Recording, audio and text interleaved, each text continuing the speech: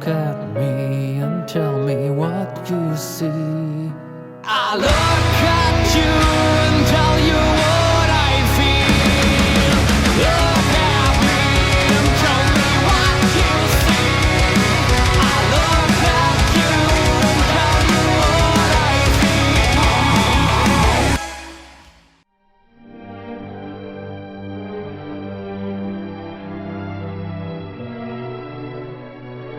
Welcome back, as we delve once more into the ludicrous, itchy and scratchy world of the Final Destination films, with the confusingly titled The Final Destination.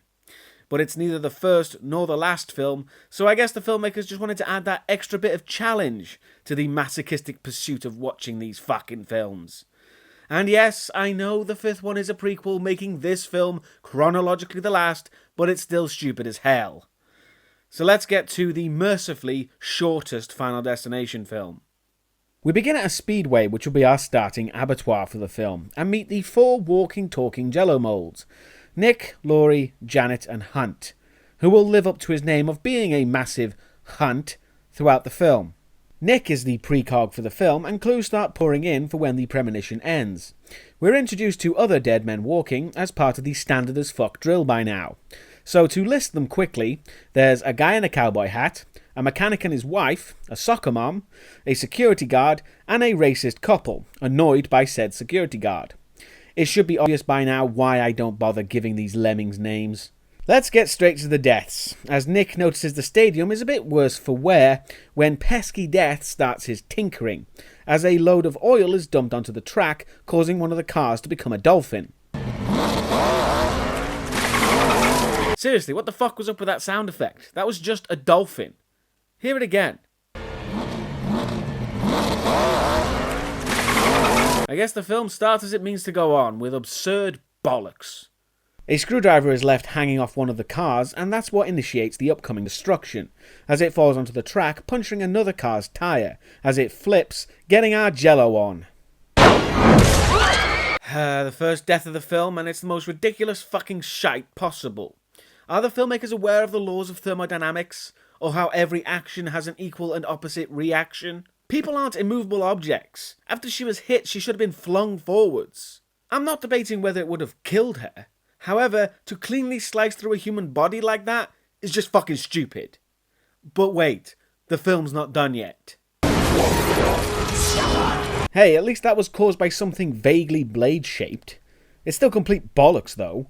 It's the whole people are made of jello thing again. Human beings aren't one consistent density. Skin, bone, and muscle all react differently. It's about having realistic physics and biology. And I know there are some gibbering twat munchers out there who like this film series who will tell me, oh, what does it matter? You're looking too hard at a horror film. But am I? I said it before in the earlier reviews. Without realistic physics, there is no suspense.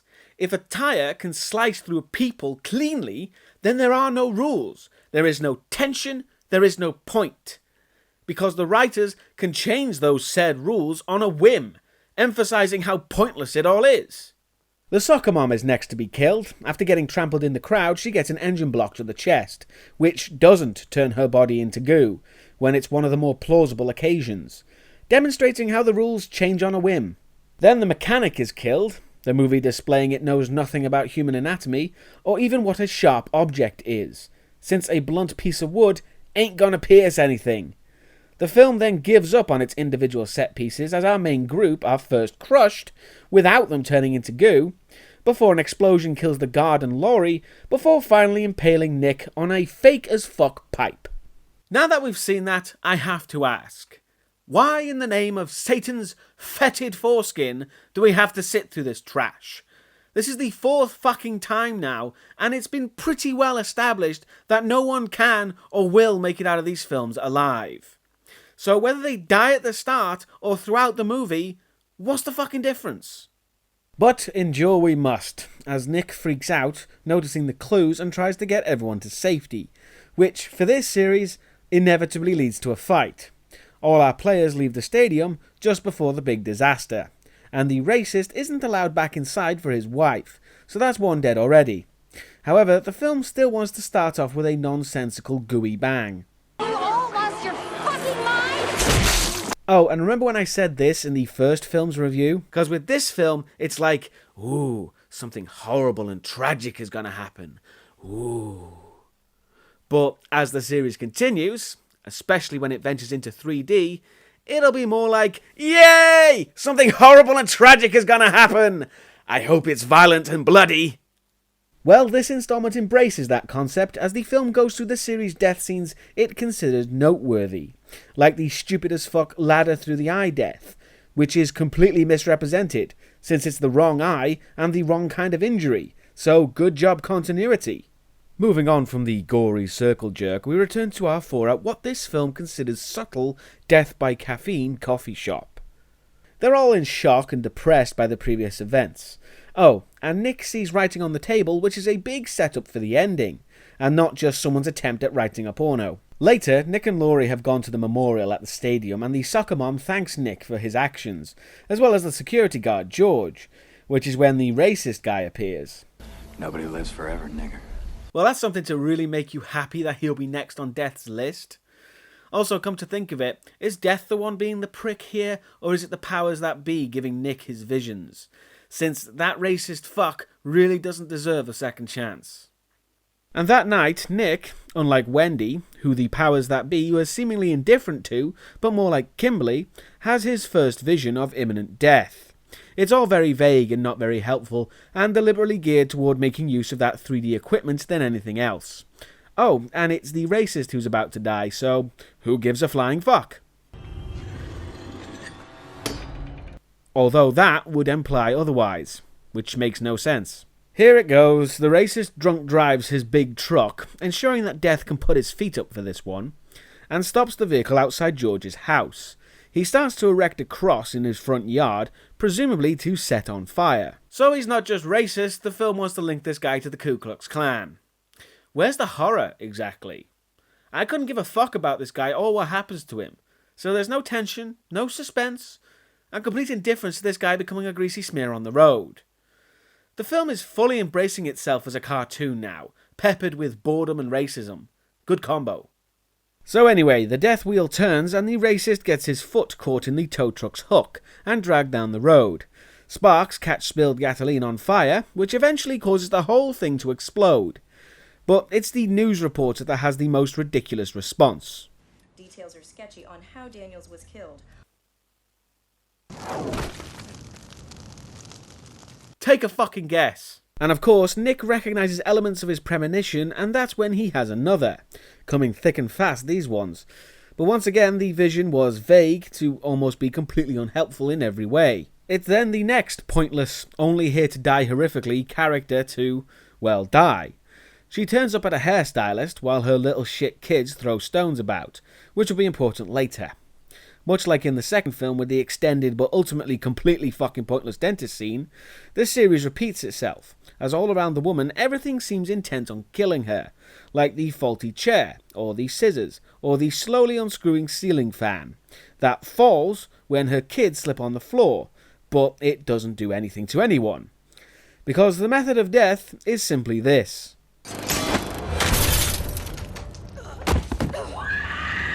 Despite what some people might think, I'm not here bitching and complaining about this series without reason. I'll complain about things any film fucks up, or are just plain stupid. But, grudgingly, I have to admit that, regardless of how ridiculously implausible that death might be, it is theoretically possible. A rare moment of accurate physics from the Final Destination series. It won't last though. Next is the obligatory survivors scene where they come to terms with the situation and realizing this shit has happened before, including going all the way back to the first film and the plane accident. Every survivor died. In the precise order they were meant to die in the accident. Yeah, that's true. Except for Hitchcock, Carter, Alex, and Clear. Why do these people cite the pattern as the weird part, when, due to the very nature of these films, it's the first thing to be disrupted and a lot harder to spot for people outside of the occurring events? But, taking that into account, would require intelligence and writing skill. Both things we've established this film has none of. They theorise that preventing the next death might stop the whole thing in its tracks, which, considering this film was made explicitly for the fans, Anyone watching should be aware how that's bollocks, and the characters are thereby wasting their time. But fuck it, let the monkeys dance. Oh, and Hunt by name, Hunt by nature, then goes off to get laid. Yes, he seriously says that. And once the friends have left, Nick has another vague premonition, and due to that, believes if he's at the racetrack, he'll be able to identify the next victim, going there in the dead of night to remember his very first vision, which the movie recaps anyway because of our apparent terrible attention span. The security guard from earlier suddenly appears, but instead of arresting or throwing them out for trespassing, he believes the entire story, letting them see CCTV footage of the actual accident. Nick manages to figure out that the next person to die will be the mechanic, so they show up at his work to help him and in no way inevitably cause his death. They go about telling the guy of his imminent death, walking outside to talk, while ominous things happen in the shop. That's one thing this film does and will continue to do, as the majority of the deaths are not just accidental, but are caused by poor safety practices or just plain old mechanical fault. You know, the kind of implausible scenario you see in those safety in the workplace videos. So maybe it's not death killing these people. Maybe it's like the health and safety pixie and she's killing people out of anger and poor safety procedures. Fuck, that's what I'm choosing to believe. While talking, we hear backstory on George, who admits he lost his family in a drink driving accident, and he was the drunk driver. However, a mechanic needs to die in a stupid way now, starting by getting a red herring from a van let loose, but then the real death.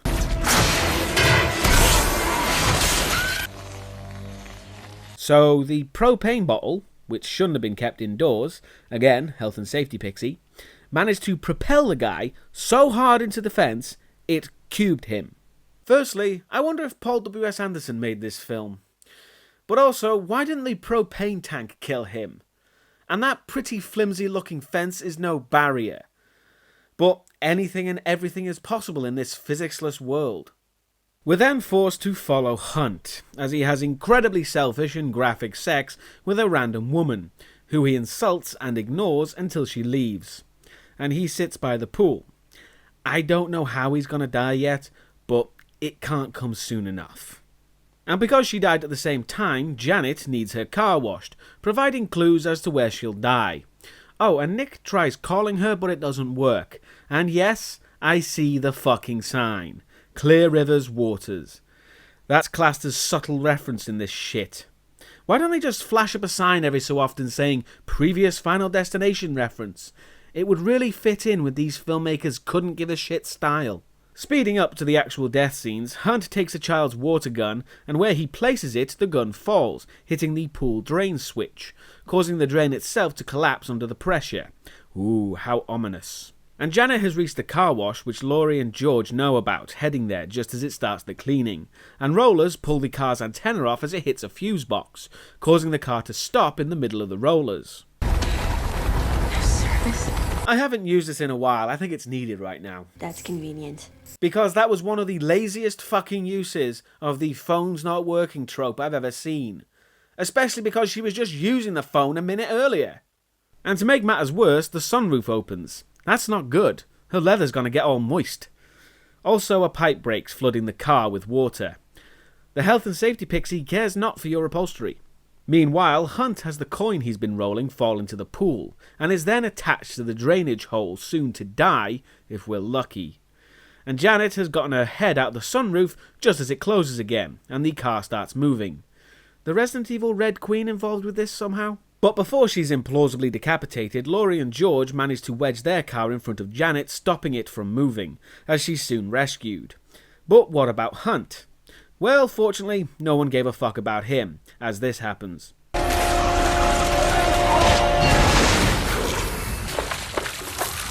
That shouldn't have been possible in any way. Mainly due to the fact that at most, the pump should have gone up to 20 psi, not the ridiculous 160, which would have drowned him. But no, that's not stupid enough for this film. Do you remember in the first movie in how Todd died by strangling to death? Can you imagine that happening in any of the sequels? No, of course not, because he should have been decapitated by the incredibly flimsy clothesline. It's not like the first film is considered vastly superior to this fucking garbage. In the aftermath, Laurie and George are wondering what's going to happen, but he's determined to top himself because of his dead family. And back with Laurie and Nick, they're trying to safeguard the apartment as Laurie thinks George has given up. Well, at least he's thinking about other people and trying to help them. If he dies, I'm next. Oh, well, never mind then, you self-serving bitch. After a coffee spill on a newspaper shows the phrase, "through action they were saved," the pair head off to speak to George. However, even if you've seen only one of these before, you'd know that phrase doesn't really make sense in the context of this franchise. But anyway, they reach George's place and discover that he's hung himself. Yet he's still alive when the noose breaks. He's tried to kill himself all day, but nothing has worked, which they bizarrely interpret this as evidence that they have beaten death. Which makes no sense on why they would think that. If one of them can't kill himself, then that means they have less control over their own deaths, not more. There should be panic mode. Well, I guess these people have been written to be complete idiots, so fuck it. And then the other shoe falls from the sky, as the next day Nick gets another vision, and then sees on the news that the guy with the cowboy hat from the start also survived the accident. Nick is on his way to the hospital to prevent the cowboy's death, calling George to meet him there. And in the hospital itself, the wheel turns, as a hydrotherapy bath is left to overflow, magically overflowing more water than is actually coming out of the tap filling it. But we've established physics no longer exists. Also, the cowboy is directly beneath this filling bath. The cowboy tries to crawl away, but as Nick and George get to the room, he's taken out by the tub. Really don't care? Moving on. Outside the hospital, the health and safety pixie ups her game with arguably the most understated and realistic death in a long fucking time. But now Nick knows that Laurie is next to die, which seems to have begun when her shoelace is caught in the escalator. However, it's a false start. The actual death starts to occur on the construction site behind the cinema they're going to. A worker's glasses starts to set sawdust on fire, and Nick gets a premonition of an imminent explosion, as flammable liquid is added to the mix, leading to explosive barrels directly behind the cinema screen Laurie and Janet are in. A fire engulfs the construction site just as Nick finds Laurie and gets her to safety, but Janet, who should know better considering her recent near-death experience, insists on staying, which when the inevitable explosion happens, kills her in ridiculous fashion. And that actually doesn't make any sense, because whether or not Nick just saved Laurie there, Janet should still be the last to die. So this would be the first time where the pattern just said fuck it and killed whoever it wanted. Also, the film just destroyed its last tenuous link to its own franchise's rules. Anyway, the mall continues to explode and collapse. Somewhere the health and safety pixie must be fucking pissed. And while taking the escalator, it breaks and opens up, leading to Laurie getting her leg caught in the gears. And I don't know if you knew this, but the fact that she's basically vomiting blood now, despite only having her foot caught, makes complete sense. Because the human body is actually like a tube of toothpaste. If you squeeze from the bottom, everything comes up at the top. However, all that happened is revealed as another vision, just to waste your time. It's a fucking pathetic way for the film to have its cake and eat it too, because obviously they wouldn't go through all the trouble of setting up a Rube Goldberg death machine without it going off. Anyway, despite having forethought, George still dies. Don't care anymore. But fortunately there's not much of the film left, as Nick has gone to prevent the explosion. However, both the fire alarm and the fire extinguisher doesn't work. See, this is why the health and safety pixie is pissed off. Nick stamps out the fire, but a new one starts, before a nail gun fires at him, pinning his arm to a wall. Why the fuck do these filmmakers never seem to understand how a nail gun works, for God's sake? Also, the nails punctured a barrel full of explosive liquid, but if you notice the sign on the barrel, a number 4, shows the contents are a solid, not a liquid. Nick tries to use a plank of wood to set off the sprinklers in the ceiling, however, even I can see that's not going to happen, because if you look at that sprinkler, and a real one, real sprinklers have a tube of heat-sensitive liquid in place to hold the water back. If that's not there, then you're not getting any water out of that. And even if he did somehow manage to set the sprinklers off, once the barrels have gone alight, it's a chemical fire he's trying to put out. So the water would just increase the flames. It would need to be foam. So the entire scene is completely fucked. But no, the sprinkler goes off, the fire goes out, and the day is saved. Whoop-de-fucking-do. Although, if you know these films, and you really fucking ought to by now, you should know it doesn't end there. As at the coffee shop, the three sit down when Nick notices the writing that said "It's coming" is scratched out, replaced with "It's here," leading to this speeding middle finger. Hashtag YOLO! So that was the Final Destination. Fuck it. Fuck it hard in every way, shape or form. It's shit. And by far the worst Final Destination film. And bear in mind that that bar was set low to begin with. This film is over the top, nonsensical, pointless, and just plain unnecessary. And you want to know the absolute worst part? It was deliberately made that way. Yes, the filmmakers have gone on record to say that this film was made to appeal to the fans who only gave a shit about the ridiculous deaths and gore. And this being the most hated of all the films, just proves that they were right to boil down this already bare-bones concept of a fucking franchise to appeal to no one but the brain-dead fucking lowest common denominator. You know what else kind of movie churns out reams after reams of countless movies without much content and are just there for the initial thrill? Porn. The Final Destination is the closest thing to porn there is, which is incredibly unfair to porn. Because porn actually has some intrinsic value, I can enjoy watching it, and when the actress gets liquid splashed in her face, it's not fake blood. We'll be looking at something different next video. Thank you for watching, and I'll see you next time.